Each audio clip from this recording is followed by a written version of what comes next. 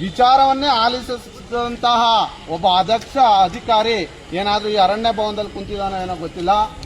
ಸಾಕಷ್ಟು ಜನ ನಮ್ಮ ಹಿಂದೆ MD ನಂಜುಂಡಸ್ವಾಮಿ ಅವರು ರೈತ ಸಂಘದ ಅಧ್ಯಕ್ಷರಾದಂಥ MDN ಸರ್ ಅವರೆಲ್ಲ ಹೇಳ್ತಾ ಇದ್ರು, ಇವ್ರು ಯಾರು ಅಂದರೆ ನಮ್ಮ ಕೂಲಿ ಅಂತ ಹೇಳ್ತಾ ಇದ್ರು.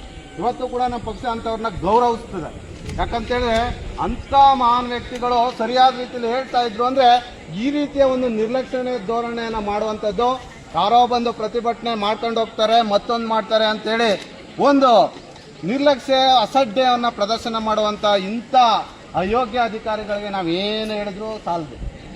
ಇವ್ರಿಗೆ ಕಾನೂನಿನ ಚೌಕಟ್ಟಲ್ಲಿ ನಿಲ್ಲಿಸಿ ಅಲ್ಲಿ ಪಾಠವನ್ನು ಕಲಿಸೋ ಪ್ರಯತ್ನವೂ ಇನ್ನೊಂದು ಮುಖದಲ್ಲಿ ಮಾಡ್ತದೆ.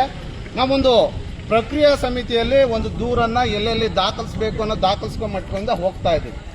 ಇಲ್ಲ ಅಂತ ಹೇಳಿದ್ರೆ 46 ಬೃಹತ್ತಾಕಾರದ ಮರಗಳಲ್ಲಿ ಒಬ್ಬನ್ನ ಅಕ್ಯೂಸ್ ಮಾಡಿ ಇವರು ಮಾಡ್ತಾ ಇರಲಿಲ್ಲ. ಒಬ್ಬ ಸ್ಪಾಟ್ ಮಾಜರ್ ರಿಪೋರ್ಟ್ ಮಾಡಬೇಕಾದ್ರೆ ಅಫಿಷಿಯಲ್ ವಿಟ್ನೆಸ್ ಹಾಕಿಸ್ಕೊಂಡಂತವರು ಇವ್ರ ಹತ್ರ ನಮಗೆ ನ್ಯಾಯ ಸಿಕ್ಕುತ್ತೆ ಅನ್ನೋ ಭರವಸೆನೂ ಇಲ್ಲ.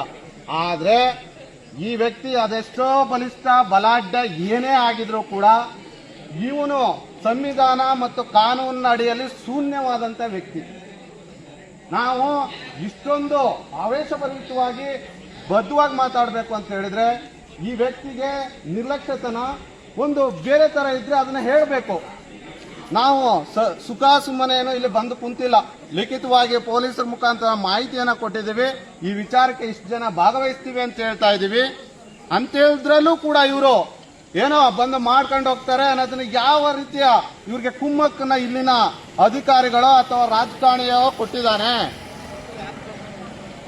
ಈ ವಿಚಾರವಾಗಿ ಬೆಳ್ಳಂಬೆಳಗ್ಗೆ 46 ಮರಗಳನ್ನ ಕ್ರೇನ್ಗಳಲ್ಲಿ ಸಾಗಿಸಿ ಲಾರಿಗಳು ಟಿಪ್ಪರ್ಗಳಲ್ಲಿ ಸಾಗಿಸಿದ್ರೂ ಕೂಡ ನಮಗೆ ಗೊತ್ತಿಲ್ಲ ಅನ್ನೋ ಪ್ರವೃತ್ತಿಯಿಂದ ಮೆರೆಯುತ್ತಿರುವಂತ ಇಂತಹ ದುರಂಕಾರಿ ಅಧಿಕಾರಿಗಳಿಗೆ ಇದೊಂದು ಪ್ರತಿಭಟನೆಯ ನಂತರದ ಮುಂದಿನ ದಿನಗಳಲ್ಲಿ ಉಗ್ರ ಪ್ರತಿಭಟನೆಯನ್ನ ಮಾಡೋದು ಹೇಗೆ ಅನ್ನೋದನ್ನ KRS ಪಕ್ಷ ತಿಳಿಸುತ್ತೆ ಅಂತ ಈ ಮೂಲಕ ಹೇಳ್ತಾ ಇದ್ದೀನಿ.